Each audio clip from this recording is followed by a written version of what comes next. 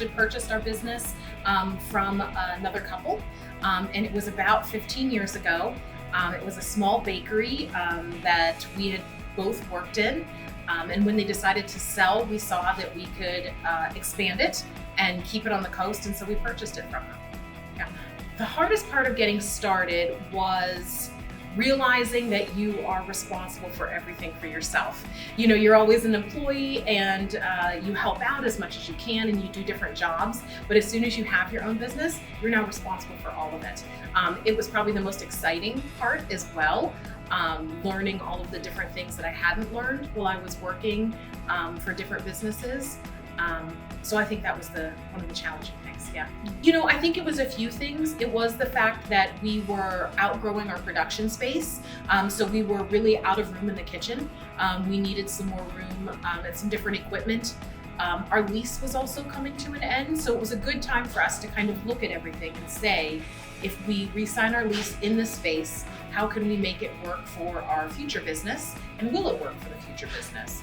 So being able to take a look at that, and it took us a few months to kind of figure out exactly what we wanted to do, but it really was the facility and the customer demand that made us kind of decide to say, hey, we can offer a little bit more and we should move into a bigger spot. I think it was, you know, owning a restaurant, it's a pretty creative process. So for us, it was making a bunch of different items and products and seeing what people really enjoyed.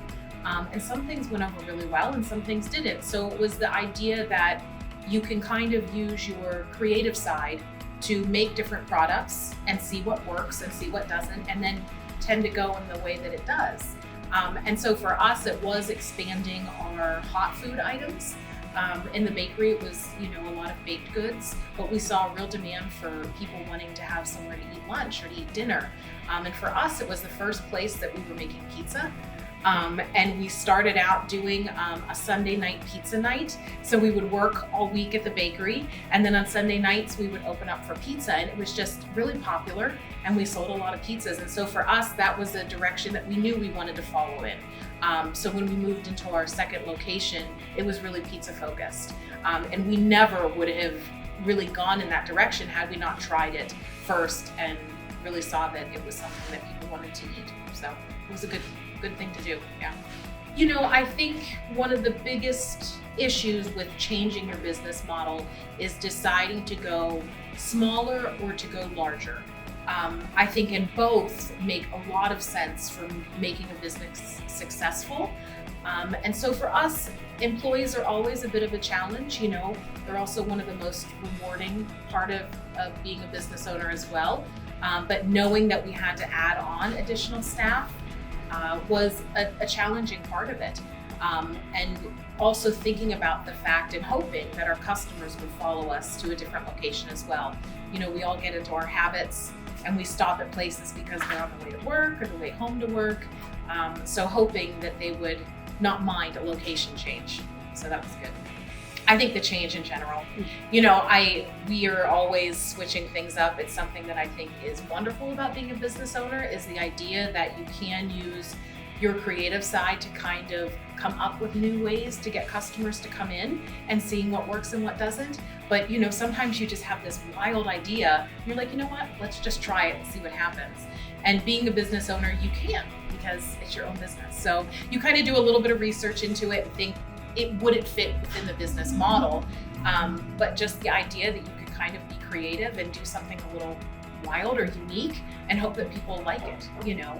And so it's self-satisfying for yourself. It makes you feel like you're really getting your creative side filled, but it's also offering a new product for customers. And that's always really nice too, to try to keep it fresh.